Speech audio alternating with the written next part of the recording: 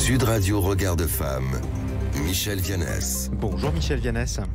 Bonjour Jean-Marie. Présidente de l'organisation non gouvernementale Regard de Femme. Michèle, vous revenez du siège de l'ONU à New York où vous étiez présente il y a une semaine et vous voulez nous parler d'une exposition à laquelle vous avez assisté. C'est dans le hall du siège de l'ONU à New York pendant la commission de la condition des femmes. Cette exposition, elle est intitulée « Que portiez-vous » ? Oui.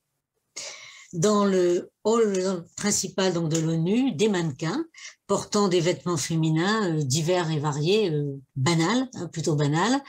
Et a priori, donc, quand je voyais tous ces mannequins, toute cette présentation, je pensais à la représentation d'un défilé de mode. Et en m'approchant justement du cartouche qui présentait l'exposition, je lis que ces mannequins représentent des femmes ayant subi des agressions sexuelles. Et les femmes sont questionnées, vous savez, qu'est-ce que vous portiez au moment de l'agression subie, comme si leur manière de s'habiller était la cause de ces agressions et qu'elles en seraient quelque part responsables. Effectivement. Alors du coup, vous nous parlez des mannequins qui portent des vêtements banals, Michèle, on est d'accord ?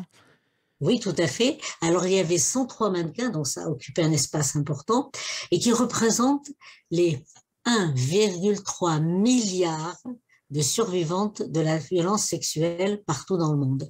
Chaque mannequin représentant 10 millions de survivantes. Et quand on regardait tous ces mannequins, les tenues qu'elles portaient, il y avait au milieu d'abord quelques uniformes qui m'avaient un petit peu interpellée, de police, d'armée.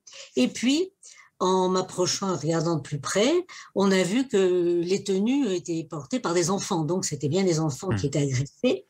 Et puis, de loin, on a vu au milieu, d'ailleurs vraiment au centre de sous ce groupe de mannequins, un qui semblait nu, qui semblait ne pas avoir de vêtements.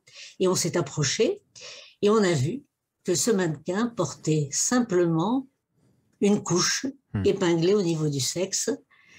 Un bébé, donc vous imaginez le choc violent. D'ailleurs, même maintenant en parlant, j'en ai c'est épouvantable, absolument épouvantable, l'inventaire de la sauvagerie humaine.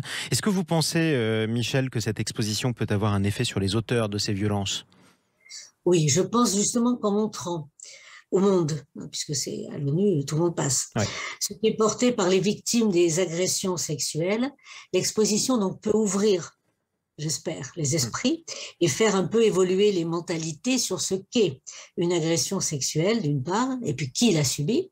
Et puis, je vais peut-être citer les concepteurs de l'exposition qui nous disent la paix n'est pas l'absence de conflit. Alors aujourd'hui, ou surtout à l'ONU, on parlait principalement de l'Ukraine, des femmes ukrainiennes et des femmes afghanes.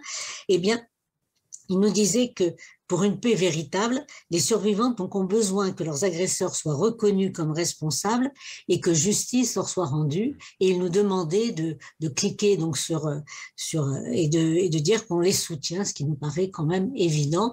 Et c'est pour ça que je voulais en parler dès mon retour en France. Et donc c'est pour ça que j'en parle ce matin, parce que ces violences envers les femmes qui touchent tous les pays et tous les milieux et tous les âges. Oui, ça c'est très important de le rappeler d'ailleurs, toutes les cultures, toutes les conditions, tous les milieux sociaux, effectivement. Merci beaucoup Michèle Vianès pour ce rappel salutaire. Je rappelle que vous êtes présidente de l'organisation non gouvernementale Regard de Femme. On vous dit à dimanche prochain, Michèle ?